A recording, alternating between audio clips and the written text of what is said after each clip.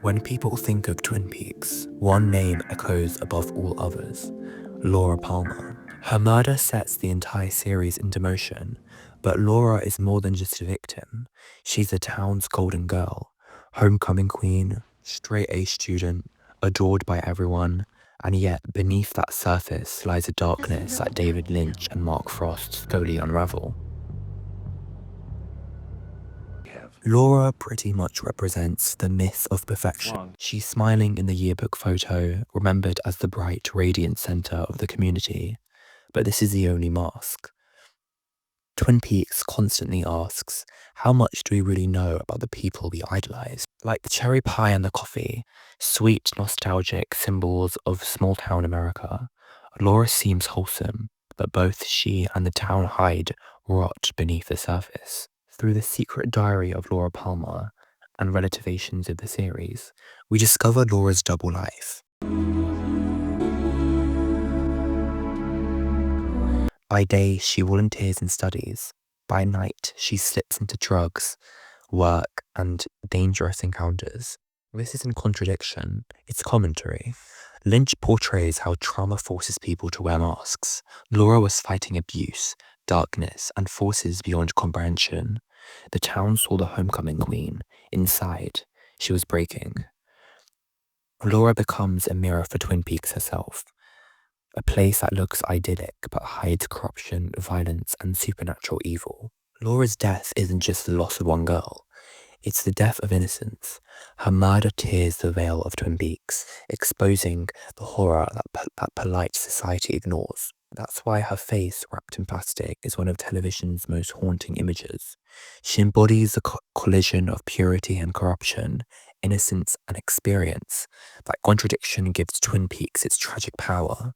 What makes Laura unique is that she doesn't disappear after death.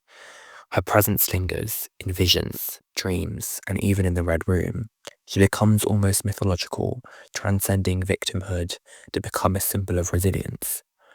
Lynch turns her into both a tragic figure and supernatural force. Laura Palmer isn't just someone we mourn, she becomes a guide through the surreal world of Twin Peaks. In the end, Twin Peaks isn't only a story about solving a murder, it's about uncovering the darkness behind every life. Laura Palmer embodies that duality, light and shadow, beauty and horror, life and death. And maybe that's why we can never forget her.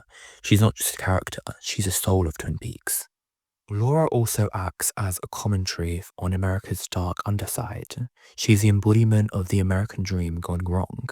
She represents how communities prefer myth over reality, that they'd rather idealize her smiling photo than face the abuse and exploitation that she suffered. The fact that everyone in town loved her shows how collective denial works. Twin Peaks chooses nostalgia over truth. Laura, as a victim of cyclical violence, was another personal reason. Her abuse wasn't just the personal reason, it was part of a larger cycle of generational trauma.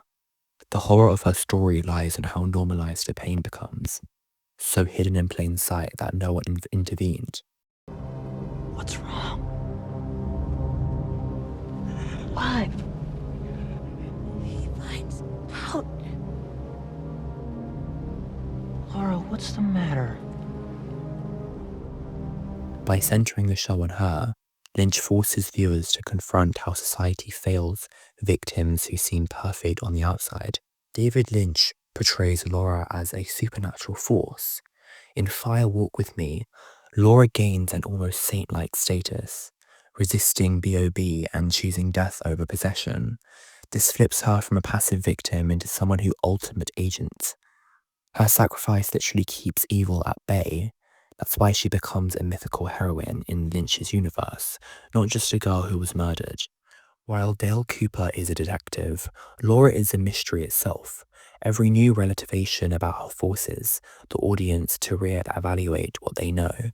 She's a lens through which we view the entire town. Without Laura, Twin Peaks would be another quirky soap opera. With her, it becomes a meditation on grief, secrets, and evil, and that's probably the reason why so many people are obsessed with the show. Laura haunts the screen. Even after her death, she refuses to stay gone. She haunts the narrative. Her presence destabilizes time and space. This makes her more than just a plot device. She's a ghostly reminder of trauma that can be neatly solved or forgotten.